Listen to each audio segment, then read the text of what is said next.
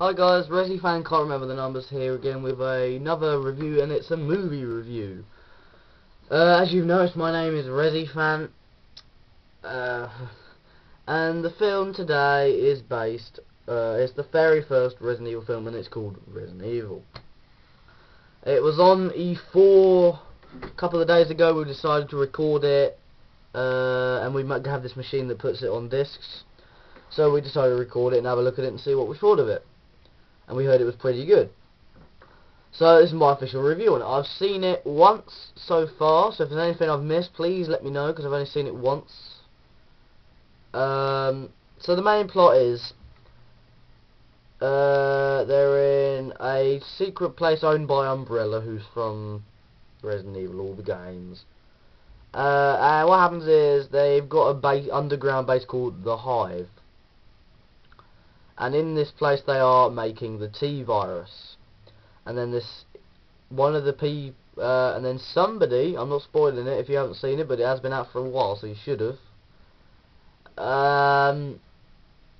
What's it called? Yeah, he or she, I'm not saying anything, they get a sample of the T-virus because it's blue liquid in like a DNA helix kind of a shape in a bottle. He or she throws it. It smashes, and the virus starts spreading. That person runs out of the room immediately, and they try to escape the base. And I'm not spoiling it. Maybe they escaped, maybe they died with the rest of the people. So the virus escapes. Like I said, just then it kills everybody. And they all get infected. So then the main computer, called the Red Queen, who is like a little girl in a hologram, decides that she has to kill everybody in the place. Otherwise, if they manage to get out, it will spread.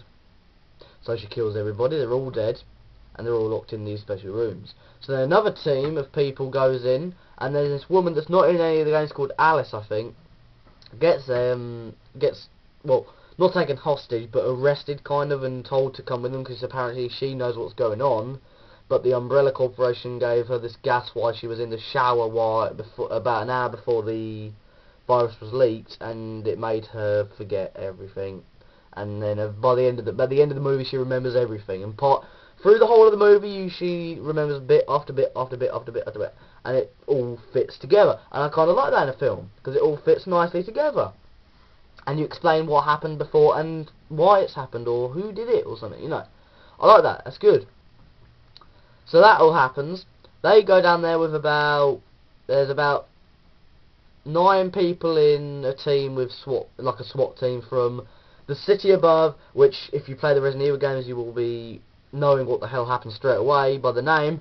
The name of the city is Raccoon City. Now if you play the games you know what the hell I'm talking about, and you know what the hell happened. If you don't, you're like, what the hell is Raccoon City? What the hell happened? Watch the film, or even play the games. That's the irony of a video game movie. You play the video games, or you watch the movie. If you're a movie fan, watch the movie. If you're a game fan, play the games.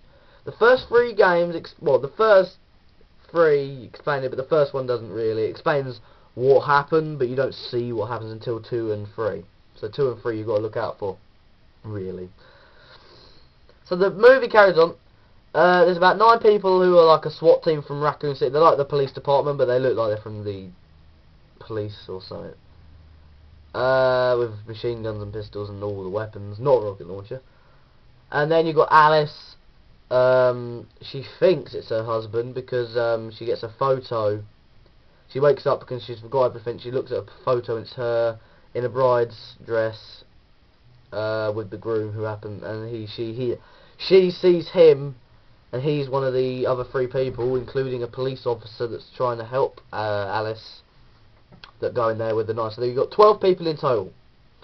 I don't remember counting them all, but there's about 9. And then there's definitely 3 people, and then there's at least, at the most, 9 SWAT people.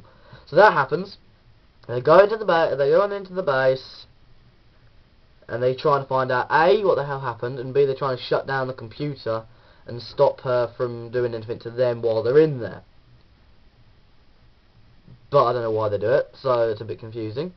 But they go there, about, how many? 5 of the 9 no, 7 of the 9, including the 3 people who are Ashley, I think another guy called Spencer, I think, or Spence, and then you got this cop who's not Leon. And they go in there, and they go into the chamber. So the black guy from the James Bond movies, if you've ever seen him in like the more newer ones, he's like in The World Is Not Enough, Die Another Day, and I think Tomorrow Never Dies. He's in them. So he goes into the chamber and tries to open the door because this guy who's like a hacker on one of the team is in the other side of the room, and he's doing all the computery stuff and sorting all of that. So he finds out the code, he opens it, and then he goes, okay, come on.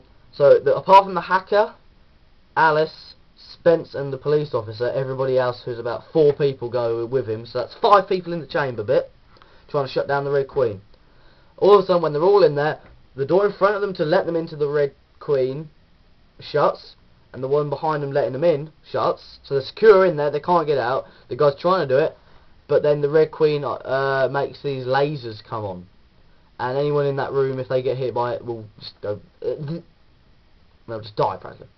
So you've got this one woman who's a medic, the leader, and 2 other guys. Because it takes 2 people to put the thing in, but why they have 4, I don't know. So that happens.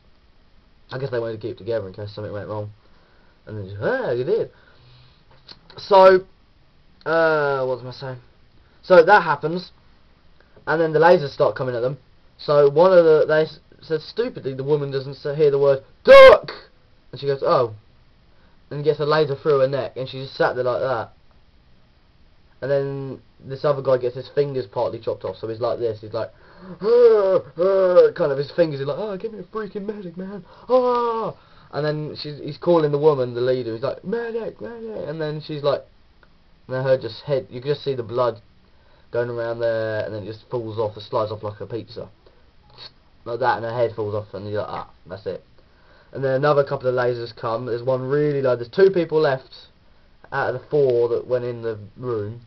And it's really low, and he thinks, oh, I better jump over it. Jumps, and the laser goes right through his stomach. And he's like, ugh, and just dies. And then the last guy left is the most trained, and it's a really high laser. So he holds on to the... I don't know if you can see it, but these like railings. He's like the railings, and he grabs onto them, and he goes, oh, and he lifts himself up, and his knife dangling from his like pocket snaps. It gets cut in half because it was that close. So then he finally drops down, and then there's like one line coming. He's like, come on, come on. And then all of a sudden it's like a dice kind of form, and they're like, oh, and there's no way he can get through it.